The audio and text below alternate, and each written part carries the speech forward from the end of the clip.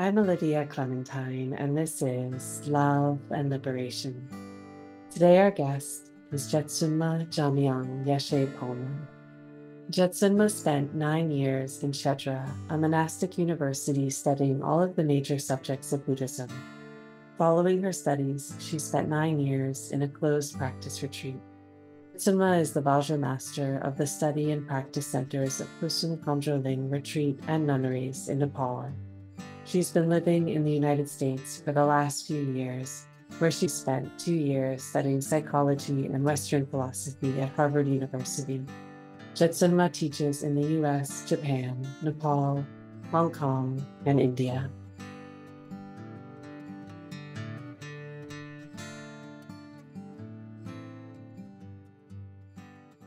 Jetsunmala, thank you so much. And it's such a pleasure to see you again. And actually, you shaved your head. Last time I saw you, I think you had a full head of hair. Yeah. Did you change vows or just personal Mm, choice? Or- uh, I'm nun and fully ordained, so I want people to see me as a nun who has ordination.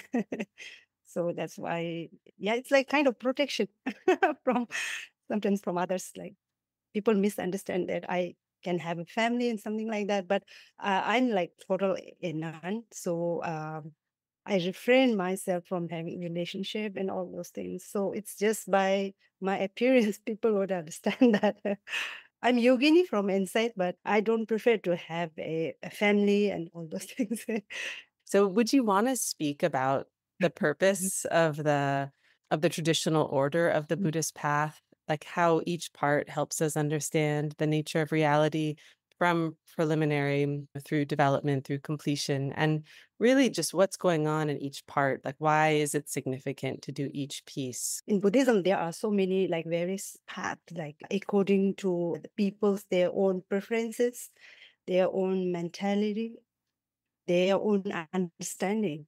So that's why, right, all the views and paths of Buddhism, it can be divided like basically into three main division: the hinayana, which is the foundational vehicle; the sutra mahayana, which is the bodhisattva vehicle; and on that, the tantrayana is the mahayana, but it comes under the category of tantra.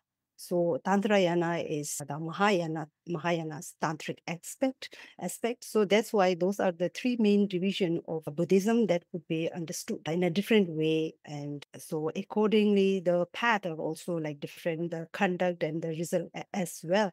So Hinayana vehicle, according to the Hinayana vehicle, it can be also it can be also categorized as a worldly practice, like the lay practitioners practice. And the foundational vehicle is the path that has the motivation to achieve the result of a self-liberation. Foundational vehicle. So the one division of foundational vehicle is that it is supposed to be for the lay practitioner. For those they don't have the motivation to achieve a liberation or something, but they have the intention just to achieve the happiness of this lifetime, and to refrain themselves from attempting like those non-virtuous action, or if they have this intention to achieve a happiness in their next life. So the lay practitioners, their practices are only like limited to achieve the happiness of this lifetime and the next lifetime. While the main category of foundational vehicles intention is to achieve the result of self-liberation, which means that you have to exhaust the obscuration that, or you exhaust the karma to born in the samsara, right? So in that way, the result is all about stopping oneself to be born in samsara again. So that is about the foundational vehicle. So in terms of the lay practitioners' practice, the thing is for them, this very first step of practice teach them how to discern, how to distinct between the good and bad action.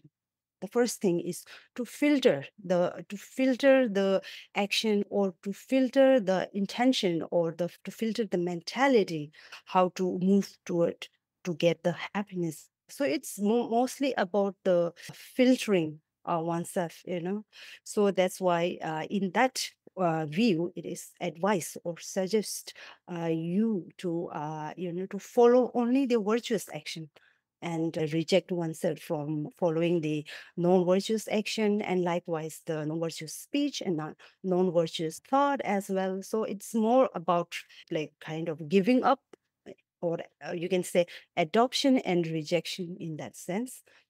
When you improve, or when you view or path improve, and when you reach to the main foundational vehicles practice, then during that time you are more serious kind of practitioner, and you have the intention to achieve the self-liberation. And in that context, the practitioner, they mainly focus on the view of Four Noble Truths. Four Noble Truth, the truth of suffering, the origin of suffering, and the cessation of suffering, and the path. So those are the Four Noble Truths, the first teaching that Lord Buddha has ever taught, right? And when you practice the Four Noble Truths, it has to be practiced through the mind training. For mind training that starts from understanding the importance of human existence. First one is that, and the second one is understanding the impermanence of all the existence. And the third one is to understand the law or principle of karma, cause and effect. And the fourth one is defect of samsara, defect of six strands of samsara. So through the meditation, foundational vehicle, they practice the Four Noble Truth through the four mind training. And so that is how they practice. And ultimately, their goal is achieved by exhausting the negative emotions. So in that way, it also exhausts the cause of samsara. They have like 5 paths and ground through which they have to practice and keep on progressing. And then ultimately, they will achieve this self-liberation from the samsara. So in that sense, the foundational vehicles also, their conduct is based on adoption and rejection, but this time it's more serious. They have this ultimate goal, to achieve actualization of the goal. They have this practice of realizing the emptiness of individual self. So, in that context, also, they are more serious about understanding the emptiness of individual self grasping. So, that's how the foundational vehicle practice. And then the second one is Bodhisattva yana, Bodhisattva vehicle, which is the Mahayana Sutrayana, Mahayana, but the Sutrayana aspect. And in that practice, the practitioner practice more deeply toward understanding the two types of truth, two truths. Instead of four noble truth, they practice the two truths. So first is the relative truth, and the second one is the ultimate, or you can say absolute truth. In terms of relative truth, the thing is the view or the practice is based on generating the compassion through the practice of for immeasurable, the immeasurable loving kindness, immeasurable compassion, immeasurable sympathetic joy, and immeasurable equanimity. So through the practice of four immeasurable, this practitioner tries to generate the compassion from the level of relative truth, right? And in sense of ultimate truth, this practitioner mainly focus on realizing or understanding the emptiness of true selflessness. The first selflessness is individual selflessness, and second one is phenomenal selflessness. So that's how the view is based on emptiness. The practice is based on realizing or understanding the two types of selflessness. In terms of conduct, adopt 6 paramitas or 6 perfection: the perfection of giving, the perfection of discipline, the perfection of patience, the perfection of effort, the perfection of concentration, and the perfection of wisdom. So those are the 6 kinds of perfection that is that support this practice, and ultimately they achieve the Buddhahood, which is the enlightenment. detachment. This practice is mainly based on eliminating the self-grasping, or you can say the selfishness, and to embrace the compassion or to expand the altruism. That is the main goal of the Bodhisattva vehicle, so that it can be the motive of the practitioner can be expand toward the other sentient beings too. So that is the main goal. In terms of Tantrayana, there are like 6 different vehicles, but if we concise all those things, the 3 main vehicles are Mahayoga, Anuyoga, and Ati Yoga. So Mahayoga is the generation path, and Anuyoga is the completion path, and Ati Yoga is great completion path. In terms of the generation path, the thing is there is no practice of adoption and rejection. So in this generation path, Tantrayana's generation path, it is mainly based on embracing all the existence as a pure, uh, as a pure existence. So there's nothing that you have supposed to reject or adopt or something. So that's how it differs from the lower vehicle. So the main view of generation stage, union of inseparability of equanimity and the purity, is the main view of the generation stage. And in terms of practice, the other thing is people, they practice the generation stage through visualization of deity, by visualizing all the existence as a image of deity, or the quality of deity, or the essence of deity, and to visualize the sound as the mantra, the pure mantra that awake us from the deep sleep of ignorance. They help us to exterminate the grasping to all these sounds. And so in terms of a thought, the thing is the negative thoughts, emotional thoughts, and cognitive grasping, all those kind of thoughts are converted into the wisdom that knows about the union of equanimity and the purity. So that kind of practice is called nailing the samsaric body, speech, and mind into the nirvanas, enlightened body, enlightened speech, and enlightenment, which means to nail the samsaric thing with the nirvana, enlightened thing. So which means to, instead of rejecting or whatever, seeing something as a negative, profane, impure, instead of that, it turns everything into a purity. So that's how it's equal. So that's why it's called equanimity, because in that sense of purity, everything, every sound, every thoughts are pure. So that is how the practitioners are supposed to improve their view in sense of generation practice. And then the completion practice. Back in generation practice, the thing is the body, speech, mind of oneself, and the body, speech, mind of all the sentient beings, and all the existence are supposed to turn into pure existence, right? But then in terms of completion stage, the thing is you are using the inside of your body, the things that exist inside in our body, like the breath and the nerves that we have and the chakras and channel, that everything that we have inside our body is supposed to convert into the wisdom. So the first in generation stage, the thing is we converted the body, speech, and mind, right? But then in terms of completion, it gets more what you go deeper, and then it converts the breath, channels, chakras, nerve, and even the bodhicitta fluid, which is the male and female fluid, are also converted into the practice that can awaken the bliss emptiness inside us. So it's basically like kind of you are using your own body that is inside the organs, whatever you have inside you, to awaken this bliss.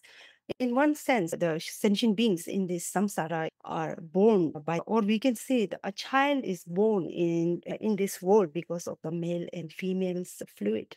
But in terms of the lay practitioner, the main thing is it's based on this attachment. attachment, or you can say the desire, or you can say the pleasure, that the pleasure of male and female that have, right? So that is just a common thing, or just a general thing for the practitioner, a lay practitioner. So in completion practice, they are just using whatever resource you have, the pleasure that the lay practitioner usually engage into. That kind of pleasure is used in terms of a practice to awaken the empty bliss but emptiness. Bliss but emptiness. If it's just the bliss, it's just the pleasure. It's pleasure, but then emptiness, pleasure without any grasping. So that is how we are. We are not inviting something from outside, but we are just using what it is inside our body, and the thing activities that we are already engaged into this world. So that kind of activities are used to promote the wisdom, to arise the wisdom inside us. So the completion stage can also have like different kind of practices too. The practice of this green yoga, the practice of yoga of wind and channel yoga, the practice of visualizing all the existence as a illusion, and the practice of visualizing all the appearance as an intermediate state, which is called bardo. And there's also conscious transference practice too, which is known as POA. So there are like various kinds of practices in this completion stage. So then ultimately the pinnacle one is the Dzogchen practice, which is also known as great completion stage or practice. So in that practice, when all the practices of the all the lower vehicle are completed in one view, and that is the Dzogchen view, which is the great completion stage. So the difference between the great completion stage and the lower stage is that the practices of compassion of Bodhisattva vehicle, the practices of Four Noble Truth of foundational vehicle, the practices of pure perception from the generation practice, and the practice of channel, the breath, or the practice of bliss, emptiness. All those practices are constructed or generated kind of practice, right? So in Dzogchen, all those the different practice of the lower vehicle are included in Dzogchen, but the Dzogchen, the practice is the practice that is not contrived or not constructed by visualization or by training or by generating. So that is the difference between all the other lower vehicle and versus the Dzogchen practice. So when we reach the Dzogchen practice after after practicing all the lower vehicles, then we will be able to understand that whatever practices we have done in the lower vehicle are constructed. It's like it's supposed to be for the purpose of training oneself, but ultimately it's supposed to reach the Dzogchen stage, so that whatever practice that you have generated will naturally manifest it inside you without any kind of strive or effort. So that's how you reach the ultimate practice of Dzogchen. Yeah, so that is the purpose or the difference between those vehicles, different vehicles. When you do Ngondro, the Ngondro encapsulates the practices of both the foundational vehicle and the Bodhisattva vehicle. When you do Ngondro, it has to start from the four mind training. So four mind training is the basic practice, the foundational vehicle, which is hinayana vehicle. Ngondro also encapsulates the hinayana vehicle. And then after four mind training, then you start from the refuge and the Bodhisattva vow practice, right? So refuge and Bodhisattva vow, it encapsulates the practices of Bodhisattva vehicle. And then from the vajra sattva and the mandala offering and the Guru Yoga, all those are a part of visualization, but they are not the real generation stage. But still, it is about generating, it's about visualization, it's about reciting the mantra, but it's not totally a generation stage. But then still, those Vajrasattva, Mandala offering, Guru Yoga are still like a part of a generation stage. So when you practice, then it is supposed to be bring together in that way.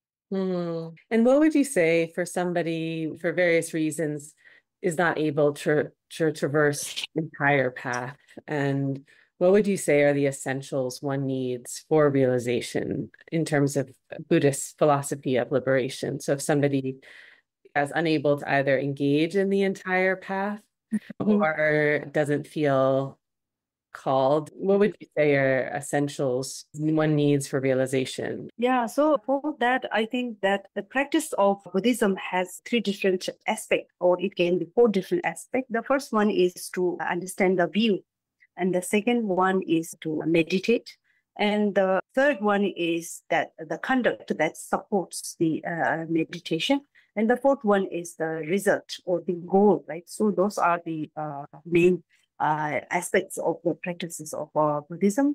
But then in terms of meditation, the thing is the meditation can be divided into three different practices, like to study the view and contemplate on the view. And the third one is to focus or to meditate on the view. So those are the like different varieties of doing meditation. So for people, the modern people, like, contemporary people who are engaged in their daily life and to make their earning, for them, most important thing is to understanding, just to understand the Four Noble Truth, just to understand the Four Mind Training.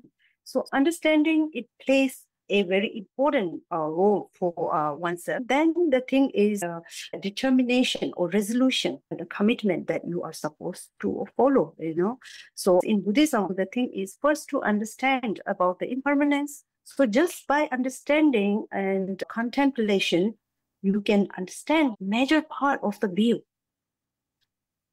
So it depends on our own commitment and how much you are taking the understanding seriously. If you can't just sit and meditate for an hour, or if you can't go to a retreat center, it doesn't matter. Like, if you have that kind of ability, or if your life is conducive to that kind of practice, then it's best. But if you don't have, the thing is, whatever resources you had, just try to implement that. And that resource is understanding to accept the mistake and the intention to correct. And then it depends on one's own commitment, how much seriously you take that kind of resolution, the determination that you have made.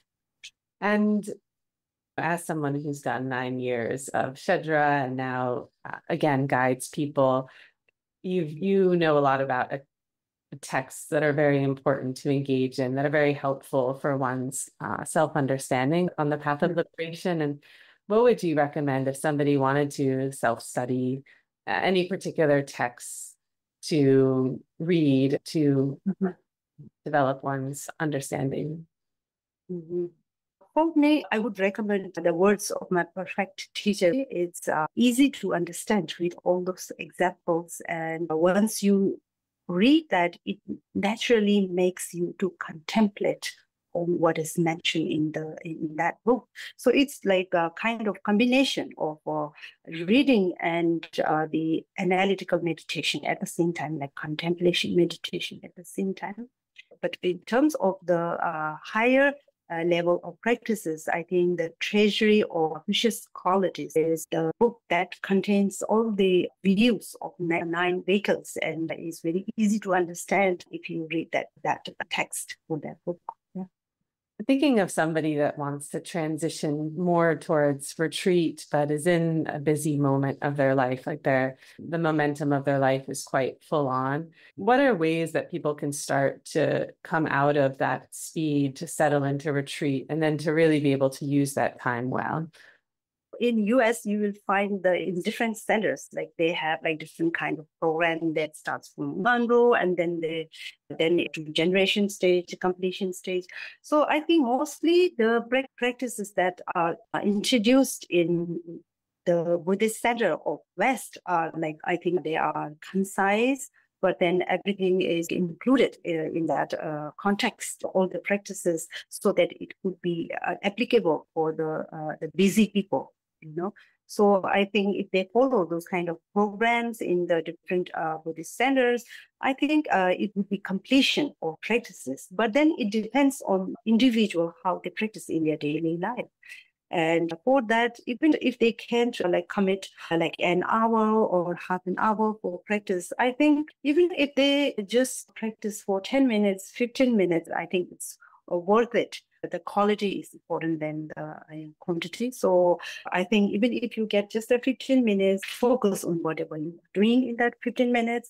And when you are engaged in your daily life, try to apply whatever you have learned.